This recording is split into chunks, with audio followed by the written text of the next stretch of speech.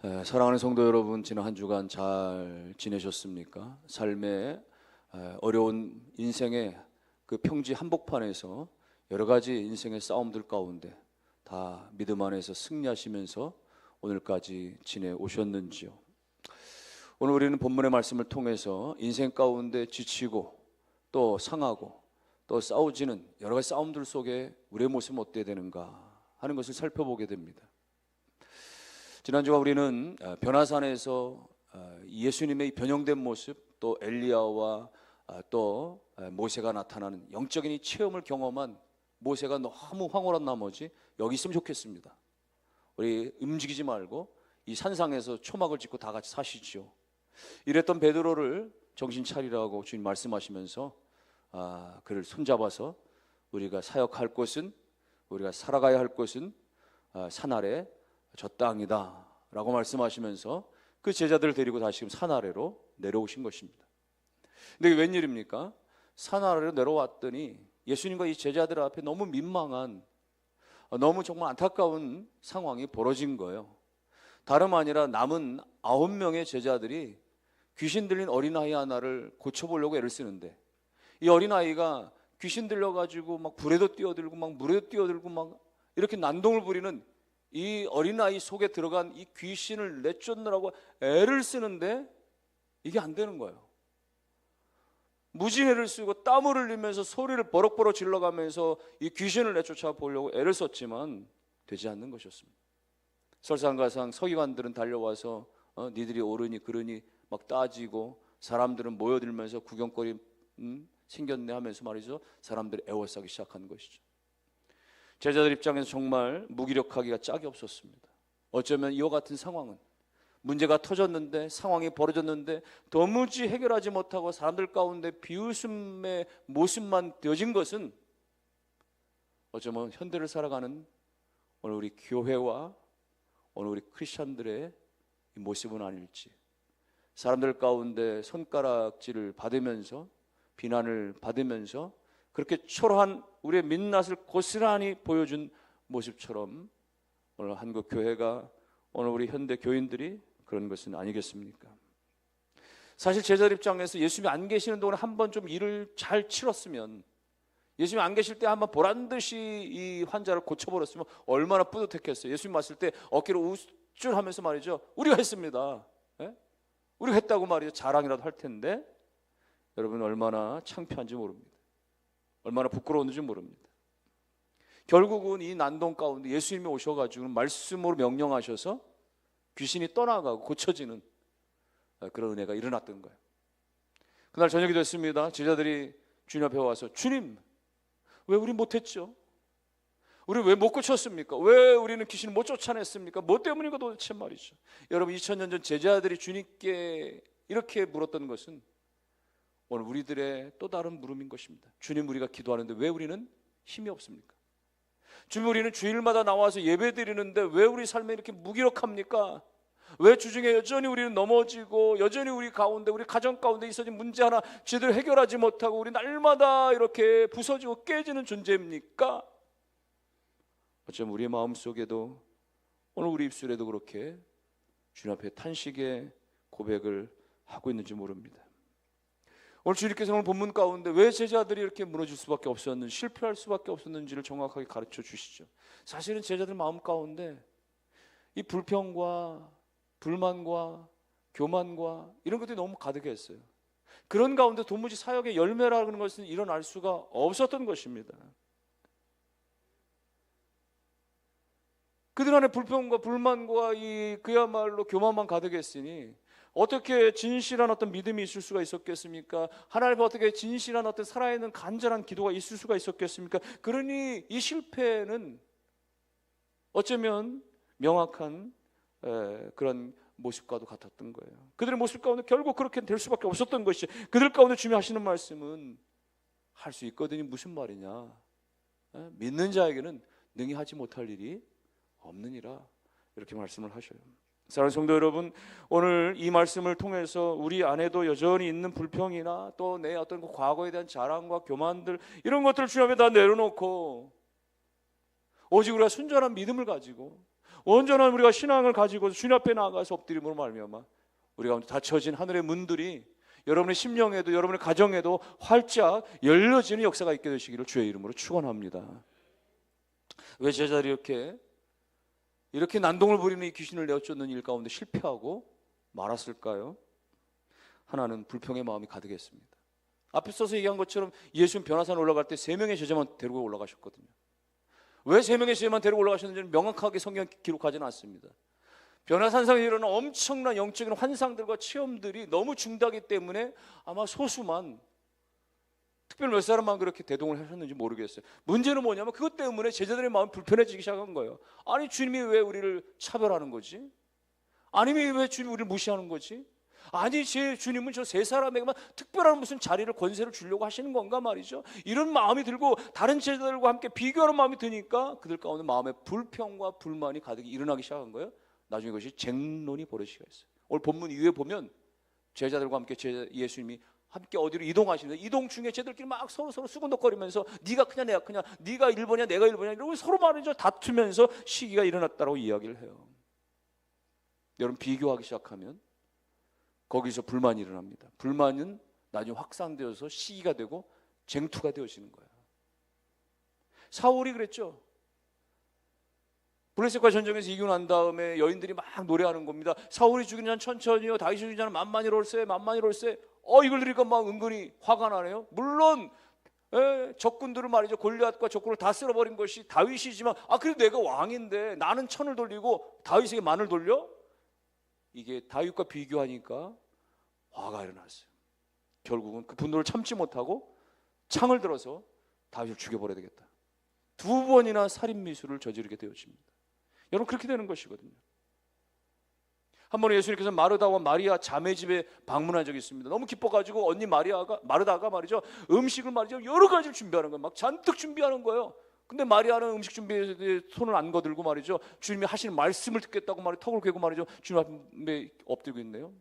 그때 이 마르다가 말이죠 화가 나가지고 주님 저 마르다 좀 혼 좀 내주세요. 쟤는 뭐 특별한 존재입니까? 지금 정신없이 할 일이 많은데 저 좀 도와주라고 해주세요. 여러분 비교하면 불평이 일어나게 되어지고 거기에 시기와 쟁투가 일어나게 되어지는 것입니다.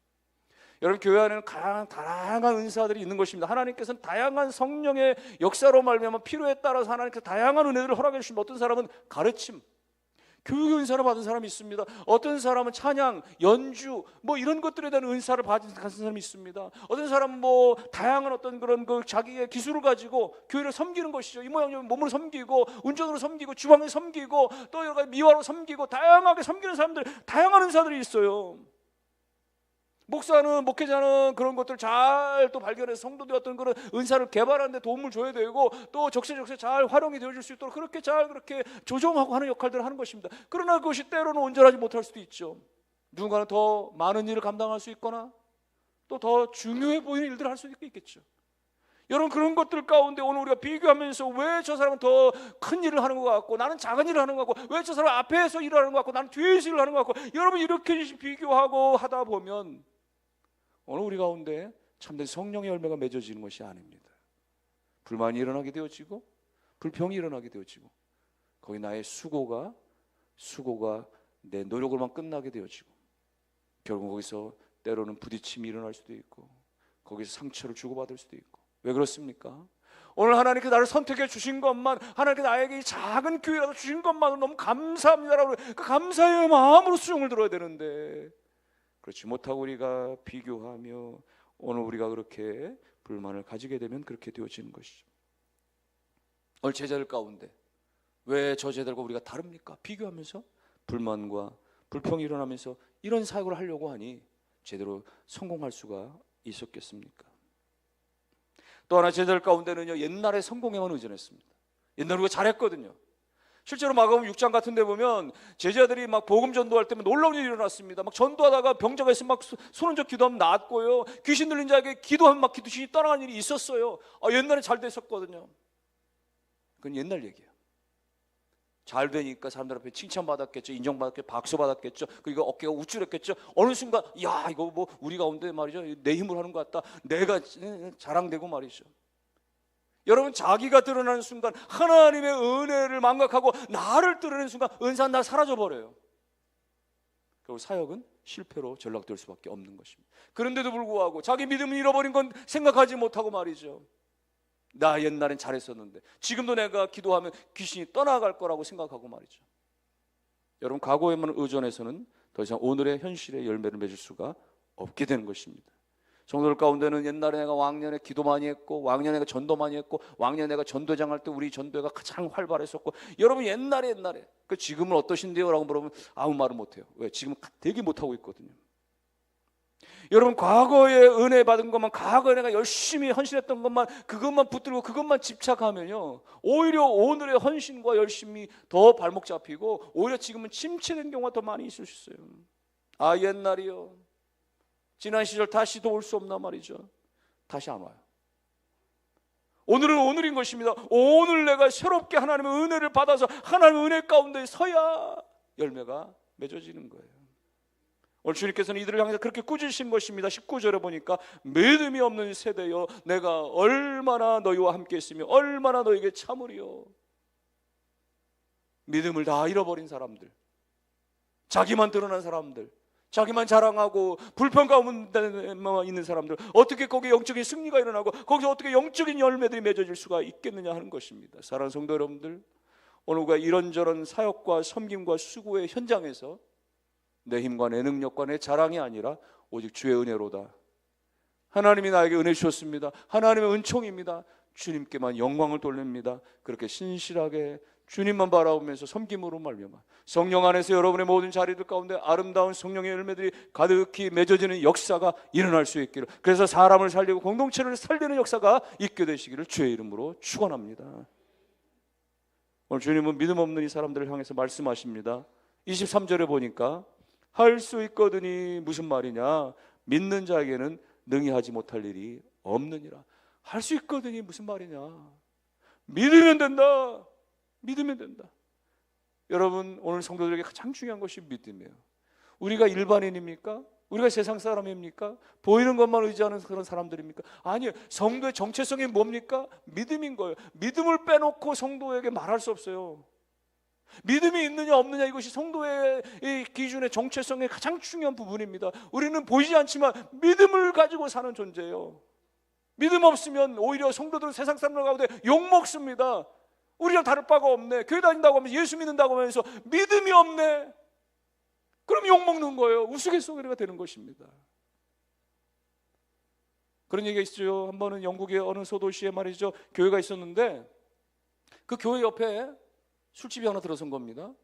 그래서 예배 시간만 되면 막 술집에서 막 소리 나고, 막 그냥 술 먹는 소리, 막 난장판 소리, 막 싸우는 소리, 막 춤소리, 막 노래소리, 너무 그래서 말이죠, 교회가 하나 앞에 기도하기 시작했어요. 성도들이 모여서 하나님 제발 저 술집 좀 없애주겠어요. 무슨 일이 있든지 간에 누구를 통해서 그래 저 술집이 좀 사라지게 해주세요. 열심히 기도하니까 어느 날 정말 그 술집에 불이 나왔어요. 그래서 불이 다 전소가 돼가지고 말이죠, 술집이 자연스럽게 망하게 된 거예요. 그때 그 술집 사장이 교회를 상대로 손해배상 청구를, 소송을 제기했습니다. 우리 술집이 불이 나게 된 것은 저 교회가 무슨 일을 통해서든 누구를 통해서든 술집이 없어지게 해달라고 열심히 기도해서, 그래서 우리 화재가 나서 이렇게 전소가 됐다고 말이죠. 그렇게 했더니 교회 대표로 나온 한 집사님이 법정에서 얘기하기를, 그게 말이 됩니까? 우리가 기도한 건 사실이지만 기도한다고 다 된다는 게 말이 됩니까? 그건 있을 수가 없는 일입니다. 판사가 판결하기를, 술집 주인 믿음 있음, 교회 대표 믿음 없음. 여러분, 오늘 성도가 믿음이 없다고 한다면 그건 성도가 아닌 것이죠. 보이지 않지만 그러나 보이지 않는 하나님을 믿는 것, 그것이 오늘 성도의 가장 중요한 정체성 아닙니까? 사람들이 없다라고 말하고 사람들이 그렇게 욕하고 그렇게 비아냥하는 그러한 것에 대해서 우리는 아닙니다, 살아계십니다, 역사하십니다, 나는 그분을 믿습니다 라고 하는 분명한 신앙의 고백이 여러분 안에 있기를 주의 이름으로 축원합니다. 그러므로 여기 지금 믿는 자에게는 능하지 못할 일이 없느니라, 이 23절의 말씀은 예수 안에서 우리가 무대뽀로 밀어붙인다고 되는 게 아니라 예수 안에서, 하나님의 그 전능하심 안에서 우리가 작은 겨자씨만한 믿음이 있어도 하나님이 하시니까 나는 믿음이 겨자씨만큼 작지만 그러나 예수님이 역사하시니까 그분 안에서 된다. 예? 겨자씨만한 믿음이 있어도 이 산더러 들려 저 바다로 던지라 하면 내가 하는 게 아니라 하나님이 하시니까, 우주의 창조주 하나님이 하시니까 된다. 그 믿음 가지라, 그것입니다. 그래서 수학자 아르키메데스는 그렇게 말하는 것이에요. 누가 나에게 한번 지렛대만 들려달라, 나에게 지렛대만 주어주면 내가 이 지구라도 내가 들어올릴 수 있으리라.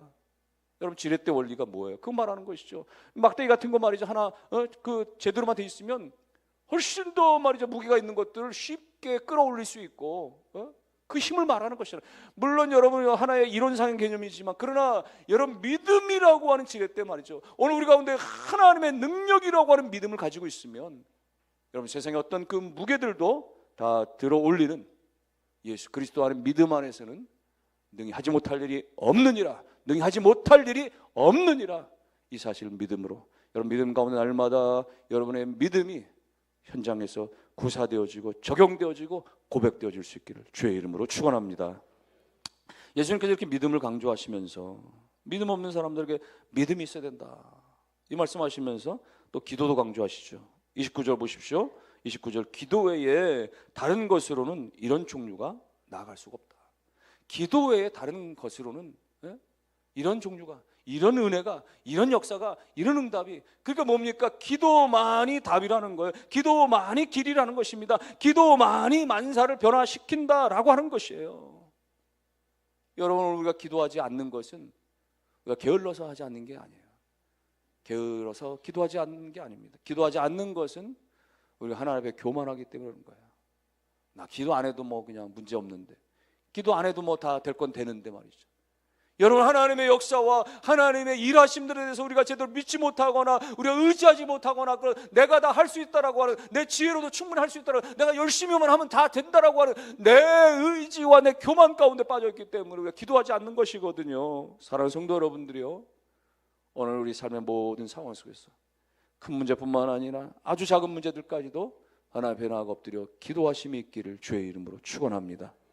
구하라 주실 것이요, 찾으라 찾을 것이요, 두드리라 열릴 것이니라. 여러분, 이 기도에 대한 이 말씀 너무나 단순하지만, 구하면 주시고 찾으면 찾게 되어지고 두드리면 열릴 것이라고 하는 이 말씀 너무나 심오한 것이요. 그냥 하나님이 주인이시니까, 그냥 하나님이 길이시니까, 그냥 하나님이 답이시니까 그분 앞에 나가 구하면 된다는 거예요. 기도하면 된다는 거예요. 찾으면 된다는 거예요. 두드리면 된다는 것입니다. 여러분, 무슨 문제든지 간에 여러분 안에 답답하게 그대로 남겨두지 마시고, 주님, 이것이 내 문제입니다. 주님, 주님 앞에 얼굴을 구합니다. 주님의 뜻을 구합니다. 주님의 응답을 구합니다. 주 앞에 나아가는 여러분 되기를 주의 이름으로 축원합니다. 특별히 기도하실 때 여러분 믿음을 가지고, 여러분 기도는 모름지기 믿음이 동반돼야 됩니다. 기도하고 나서 돌아서 글쎄 하나님께서 이래서는 안 되는 거야. 예? 응답해 주실 걸 믿고 말이죠. 그 다음에 내가 인간적으로 막 찾을 거 다 찾고, 물론 나의 열심과 노력은 중요합니다. 또 여러 가지 어떤 노력들도 애를 쓰는 거 중요하죠. 그러나 하나님이 이 모든 것을 다 합력하여 하나님이 하십니다, 하나님이 역사하십니다라는 믿음을 가질 수 있어야 되는 것이에요. 믿음이 없는 기도는 중언부언하는 기도와 같습니다. 믿음이 없는 기도는 그냥 허공 올리는 기도와 같습니다. 믿음이 없는 기도는 그냥 낭독에 불과한 것입니다. 그러나 내가 하나님을 믿고 하나님의 역사를 의지하고 기도할 때 그 믿음은 실체가 되어지고 현상이 되어지고 보이는 놀라운 능력이 될 줄로 믿습니다. 어느 지역에 오랜 동안 말이죠, 비가 안 와가지고 말이죠, 막 수개월 동안 비가 안 와서 말이 땅이 다 갈라지고 열매가 다 없어지고 말이죠, 고통받고 있을 때 그 마을의 교회 목사님이 온 성도들과 우리 하나님께 기도합시다, 몇날 몇시에 모여가지고 하나님 비를 내려달라고 우리 같이 기도합시다 광고를 했어요. 그날 그 시간에 많은 사람들이 모여서 기도하는데, 그때 한 어린아이가 자기도 기도하겠다고 하는데 말이죠, 손에 우산을 들고 온 거예요. 그래서 어린들 몇 사람, 야, 이렇게 햇볕이 쨍쨍한 날에 왜 우산 들고 왔냐? 우리 하나님께 비가 오게 해달라고 기도할 거잖아요. 그러면 하나님께서 비를 주실 거잖아요. 비 맞으면서 어떻게 가요? 우산 쓰고 가야지. 여러분, 그 시간에 정말 믿음을 가지고 하나님의 역사를 믿고 기도한 것은 어쩌면 그 어린아이 하나뿐이었다라고도 말할 수 있는 것입니다. 여러분, 우리가 기도하는 것은 여러분 기도로서 끝나는 것이 아니라, 기도는 하나님께 다 들으시며 하나님께 단 한마디도 놓치지 아니하시고 나의 모든 숨소리까지 다 들으시는 거, 하나님께서 나의 모든 기도 가운데 귀를 기울이시며 하나님의 때에 하나님의 방법으로 때로는 즉각적으로 때로는 유보하시면서라도 때로는 하나님이 거부하시는 모든 것 가운데서 하나님 반드시 모든 기도에 들어응답하시는 하나님이심을 믿으시기를 주의 이름으로 축원합니다. 결론의 말씀입니다. 엘리야는 우리하고 똑같은 성정을 가진 사람이었지만 그러나 그가 3년 6개월 동안 하늘이 닫혀서 비가 내리지 않을 때 간절히 하나님께 엎드려 기도했을 때 하늘문이 열려지고 비가 쏟아지는 은혜가 일어났습니다. 여러분, 우리가 국가적인 어려움들, 정말 뜻하지 않았던 여러 가지 어떤 그런 난상의 문제들, 하나님 앞에 우리가 엎드릴 때에 하나님이 덮으시고 하나님께서 베푸시고 하나님께서 은혜 주시는 놀라운 은혜가 일어나는 것이에요. 히스기야 왕이 말이죠, 그렇게 하나님 앞에 너희는 이제 죽고 이제 살지 못하리라고 하는 그러한 청천벽력 같은 사망 선고를 받았지만은, 그러나 하나님 앞에서 엎드려서 말이에요, 눈물로 통안의 기도를 드리면서 벽을 향하여 기도할 때 하나님께서 그의 생명을 15년 동안이나 연장해 주셨던 것은, 여러분, 우리가 인생의 문제 앞에서 하나님 앞에 엎드려 기도할 때에, 눈물로 기도할 때, 하나님 앞에 부르짖어 기도할 때 하나님께서 우리 육체의 상처들, 우리 마음의 상처들, 인생의 모든 상처들 하나님이 고쳐주시고 하나님이 회복시켜 주실 줄 믿습니다. 바울과 실라가 옥에 갇혔어요. 매를 맞아서 실신이 됐습니다. 죽을 지경이 됐습니다. 그런데 깨어나서 찬송하면서 하나님께 기도를 했더니 말이죠, 하나님께서 옥토가 흔들리게 만드시고 옥문들이 다 열려지게 만드시고 그들을 살려내시는 놀라운 역사가 있었던 거예요. 우리의 인생을 가둬버리고 우리의 인생을 마치 말이죠, 치약 감옥 가운데 쳐넣는 것 같고 우리 인생을 그냥 바로 올가매는 그런 모든 것 가운데서 우리가 하나님을 찬송하며 우리가 하나님 앞에 예배하며 기도할 때 하나님께서 들으셔서 지하 감옥을 뒤흔들어 놓으시듯 우리 인생에 갇혀진 모든 것들을 다 뒤흔들어 놓으셔서 하나님께서 새롭게 세팅해 주시고 다시 한번 우리를 일어나게 하시고 다시 한번 하나님의 영광 돌리게 하여 주실 놀라운 하나님의 역사를 기대하면서 믿음을 가지고 기도를 이어가는, 이번 한 주간도 꼭 기도한 시간을 더 늘려가셔서 하나님께서 역사하심들 잘 지켜보는 놀라운 은혜가 여러분 가운데 다 있으시기를 주의 이름으로 축원합니다.